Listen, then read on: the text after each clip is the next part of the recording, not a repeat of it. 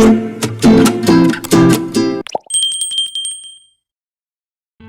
Everyone, welcome back to Lakshmi kitchen. ಇವತ್ತಿನ ಈ ವಿಡಿಯೋದಲ್ಲಿ ಆಲೂ ಚೀಸ್ ಬಾಲ್ ಯಾವ ರೀತಿ ಮಾಡೋದು ಅಂತ ನೋಡೋಣ. ತುಂಬಾ ಬೇಗ ಸಂಜೆ ಟೈಮಲ್ಲಿ ಒಂದು ಸ್ನ್ಯಾಕ್ಸ್ನ ರೆಡಿ ಮಾಡ್ಕೋಬೋದು. ಇದನ್ನು ಮಾಡೋದಕ್ಕೆ ನಾನು 2 ಆಲೂಗೆಡ್ಡೆಯನ್ನು ಬೇಯಿಸಿ ಈ ಥರ ಸ್ಮ್ಯಾಶ್ ಮಾಡಿ ಇಟ್ಕೊಂಡಿದ್ದೀನಿ. ಇದಕ್ಕೆ 1 ಸ್ಪೂನ್ ಆಗುವಷ್ಟು ಮೈದಾ ಹಿಟ್ಟು, ಹಾಗೆಯೇ 1 ಸ್ಪೂನ್ ಆಗುವಷ್ಟು ಕಾರ್ನ್ಫ್ಲೋರ್ನ ತಗೋಬೇಕು. ನಂತರ ಸ್ವಲ್ಪ ಪೆಪ್ಪರ್ ಪೌಡ್ರನ್ನ ಹಾಕೋಬೇಕು. ಈಗ ಸ್ವಲ್ಪ ಧನಿಯಾ ಪೌಡ್ರು, ಅಂದರೆ ಒಂದು 1/4 ಸ್ಪೂನ್ ಆಗುವಷ್ಟು, ಹಾಗೆ 1/4 ಸ್ಪೂನ್ ಆಗುವಷ್ಟು ಜೀರಿಗೆ ಪೌಡ್ರು, ಹಾಗೆ ಒಂದು 1/4 ಸ್ಪೂನ್ ಆಗುವಷ್ಟು ಖಾರದ ಪುಡಿ.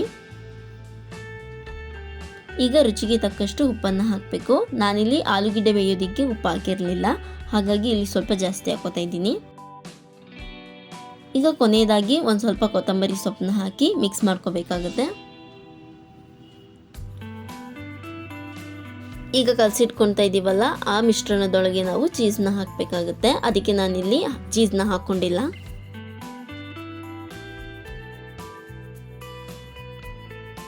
ಈಗ ಆಲೂಗೆಡ್ಡೆ ಮಿಶ್ರಣ ರೆಡಿ ಆಗಿದೆ. ಇದಾಗಿದೆ ಅಂತ ಹೇಗೆ ಗೊತ್ತಾಗುತ್ತೆ ಅಂದರೆ, ಇದನ್ನು ಸ್ವಲ್ಪ ತಗೊಂಡು ಉಂಡೆ ಮಾಡಬೇಕು. ಇದು ಉಂಡೆ ರೀತಿ ಆಗ್ತಿದೆ ಅಂದರೆ ಆಗಿದೆ ಅಂತ.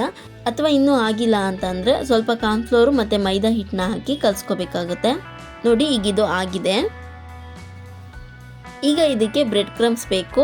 ನಾನಿಲ್ಲಿ ಬ್ರೆಡ್ ಕ್ರಮ್ಸ್ ಯೂಸ್ ಮಾಡ್ತಿಲ್ಲ, ಅದ್ರ ಬದಲು ಬಿಸ್ಕೆಟ್ನ ಯೂಸ್ ಮಾಡ್ತಾ ಇದ್ದೀನಿ.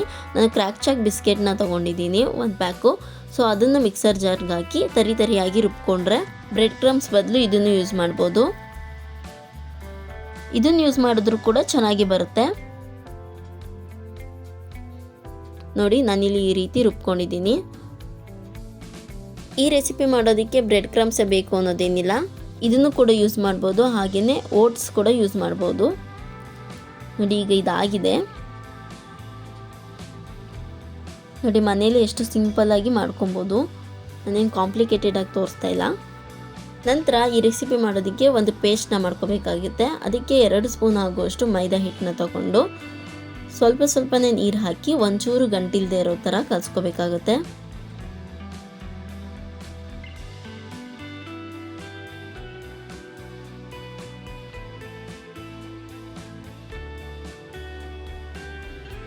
ಈ ಪೇಸ್ಟ್ನ ಸ್ವಲ್ಪ ಗಟ್ಟಿಯಾಗಿ ಮಾಡ್ಕೋಬೇಕಾಗುತ್ತೆ. ಸ್ವಲ್ಪನೂ ಕೂಡ ಗಂಟಿರಬಾರ್ದು, ಆ ರೀತಿ ಚೆನ್ನಾಗಿ ಮಿಕ್ಸ್ ಮಾಡ್ಕೋಬೇಕಾಗುತ್ತೆ. ನೋಡಿ, ಈಗ ಇದು ಆಗಿದೆ. ಈಗ ಹೇಗೆ ಮಾಡೋದು ಅಂತ ನೋಡೋಣ ಬನ್ನಿ. ನೋಡಿ, ನಾನಿಲ್ಲಿ ಚೀಸ್ನ ಈ ರೀತಿ ಸ್ಕ್ವೇರ್ ಶೇಪಲ್ಲಿ ಕಟ್ ಮಾಡಿ ಇಟ್ಕೊಂಡಿದ್ದೀನಿ. ಈಗ ನಾವು ಮಾಡಿಟ್ಕೊಂಡಿದ್ವಲ್ಲ ಆಲೂಗೆಡ್ಡೆ ಮಿಶ್ರಣ, ಅದನ್ನು ಸ್ವಲ್ಪ ತಗೊಂಡು ಉಂಡೆ ರೀತಿ ಮಾಡ್ಕೋಬೇಕು.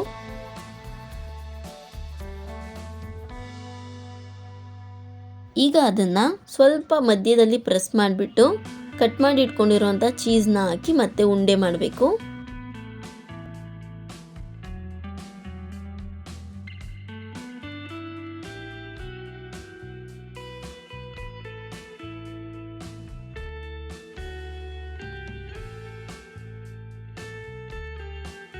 ಈ ರೀತಿ ಉಂಡೆ ಮಾಡಿದ ನಂತರ ನಾವು ಮಾಡಿಟ್ಕೊಂಡಿದ್ವಲ್ಲ ಪೇಸ್ಟು, ಆ ಪೇಸ್ಟ್ ಒಳಗೆ ಹಾಕಿ ಎಲ್ಲ ಕಡೆ ಆ ಪೇಸ್ಟ್ ಅಂಟ್ಕೊಳ್ಳೋ ರೀತಿ ಮಾಡಬೇಕು.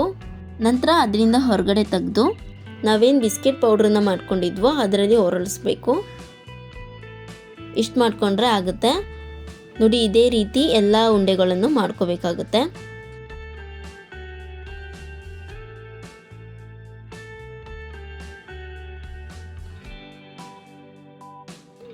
ಈಗ ಇದು ರೆಡಿಯಾಗಿದೆ. ಇದನ್ನು ಒಂದು ಪಕ್ಕಕ್ಕೆ ಎತ್ತಿಟ್ಕೊತಾ ಇದ್ದೀನಿ.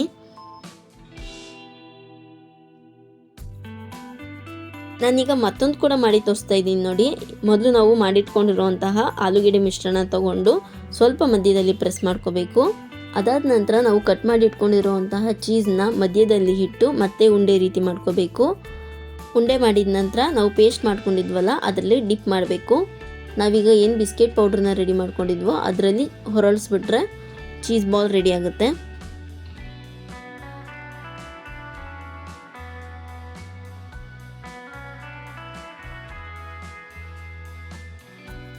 ನೋಡಿ, ನಾನಿಲ್ಲಿ ಎಲ್ಲನೂ ಈ ರೀತಿ ಮಾಡಿಟ್ಕೊಂಡಿದ್ದೀನಿ. ಇದನ್ನೀಗ ಎಣ್ಣೆಯಲ್ಲಿ ಡೀಪ್ ಫ್ರೈ ಮಾಡಬೇಕು. ಎಣ್ಣೆಯಲ್ಲಿ ಡೀಪ್ ಫ್ರೈ ಮಾಡೋದಕ್ಕೆ ನಾನು ಸ್ವಲ್ಪ ಎಣ್ಣೆನ ಕಾಯಕ್ಕಿಟ್ಕೊಂಡಿದ್ದೀನಿ. ಯಾಕಂದರೆ ನಾವು ಬಿಸ್ಕೆಟ್ನ ಯೂಸ್ ಮಾಡಿರೋದ್ರಿಂದ ಎಣ್ಣೆ ಹಾಳಾಗೋ ಚಾನ್ಸಸ್ ಇರುತ್ತೆ. ಹಾಗಾಗಿ ಸ್ವಲ್ಪ ಎಣ್ಣೆನ ತೊಗೋಬೇಕು. ಎಣ್ಣೆ ಚೆನ್ನಾಗಿ ಕಾದ ನಂತರ ನಾವೇನು ಮಾಡಿಟ್ಕೊಂಡಿದ್ವೋ ಆ ಉಂಡೆಗಳನ್ನ ಎಣ್ಣೆಗೆ ಹಾಕಿ ಮೀಡಿಯಮ್ ಫ್ಲೇಮಲ್ಲಿ ಎರಡೂ ಕಡೆ ಚೆನ್ನಾಗಿ ಬೇಯಿಸ್ಕೋಬೇಕಾಗುತ್ತೆ. ಯಾವುದೇ ಕಾರಣಕ್ಕೂ ಹೈ ಫ್ಲೇಮ್ನ ಇಡಬೇಡಿ. ಹೈ ಫ್ಲೇಮ್ನ ಇಟ್ಟರೆ ಒಳಗಡೆ ಬೆಂದಿರಲ್ಲ, ಮೇಲ್ ಮಾತ್ರ ಕಲರ್ ಚೇಂಜ್ ಆಗಿರುತ್ತೆ. ನೋಡಿ, ಈ ರೀತಿ ಎರಡೂ ಕಡೆ ಚೆನ್ನಾಗಿ ಬೇಯಿಸ್ಕೋಬೇಕು.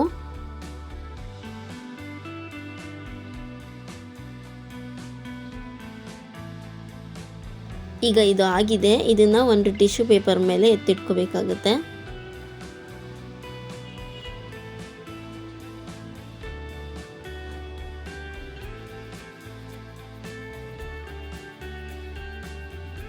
ಈಗ ಆಲೂ ಚೀಸ್ ಬಾಲ್ ರೆಡಿಯಾಗಿದೆ.